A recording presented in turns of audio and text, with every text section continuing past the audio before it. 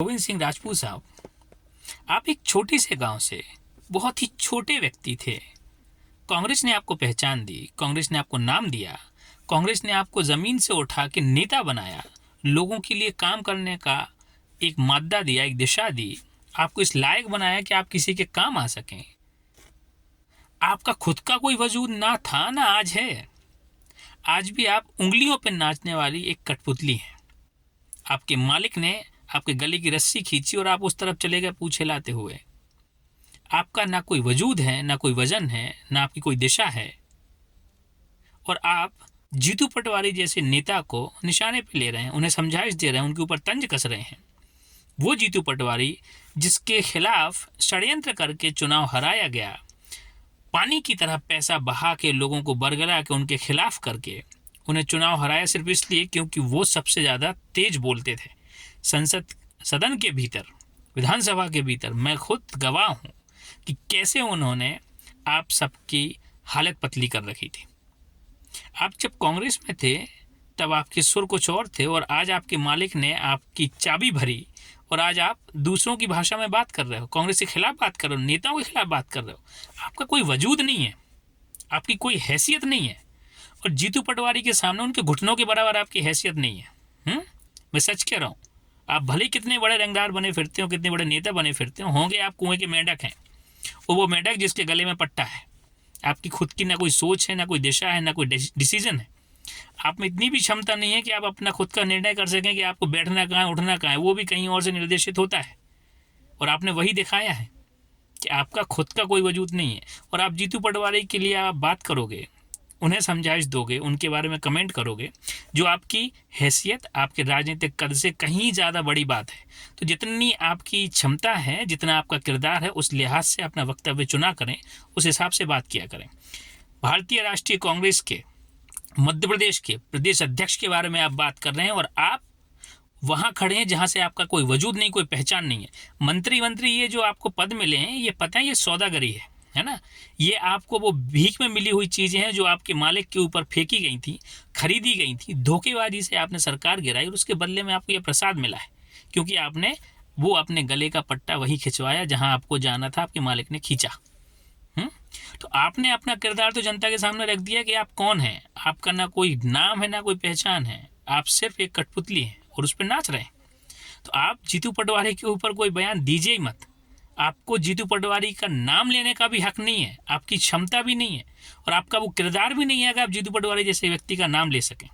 वो व्यक्ति आज कांग्रेस का निष्ठावान सिपाही है, और खुले मैदान में शेर की तरह दहाड़ रहा है इस बुरे वक्त में भी, जहां आप जैसे धोखेबाज चारों तरफ घिरे हुए थे और धोखा करके सरकार गिरा के आज उनके खिलाफ खड़े हैं।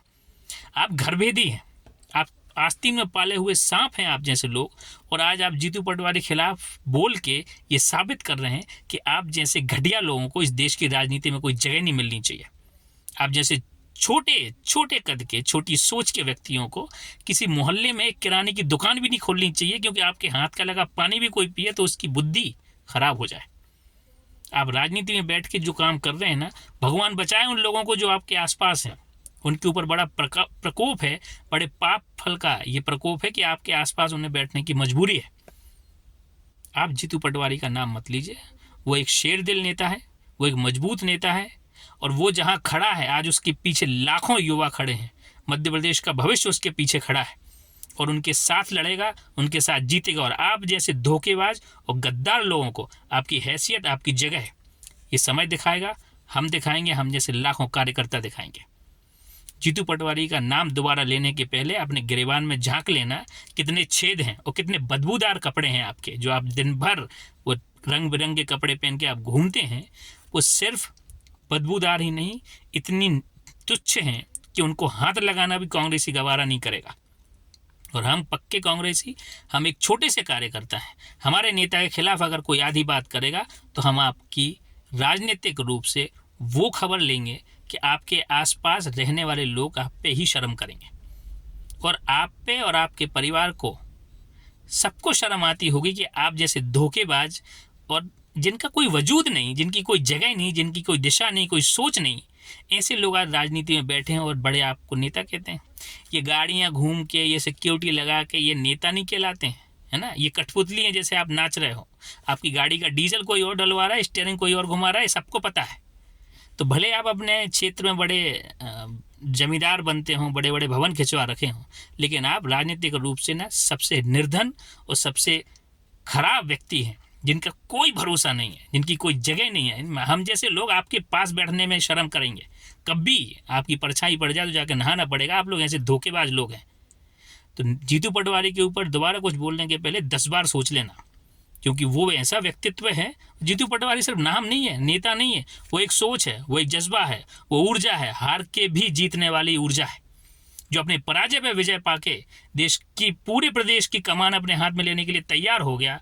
वो जाबाज नेता है जीतू पटवारी। तो दोबारा उसके बारे में कुछ बोलने से पहले ना अपनी शक्ल देख लेना आईने में, कि गद्दार और धोखेबाज लोगों को एक निष्ठावान और जाबाज कार्यकर्ता के बारे में बोलने का कोई हक नहीं है। आइंदा अपने कद का और अपनी प्रतिष्ठा का मान रखते हुए नेताओं का नाम लेना जो आपकी ज़बान पे सूट करता हो। आपसे बकवास करने वाले लोगों का नाम लीजिए, वो भाजपा के लोगों का नाम लीजिए जो गद्दारी सिखाते हैं और खुद भी गद्दारी की राजनीतिक परंपरा में बड़े हैं, उनके ही नाम लीजिए, वही आपके लिए शोभा देते हैं। जीतू पटवारी का नाम दोबारा मत लेना, है ना। आपके लिए यही ठीक है।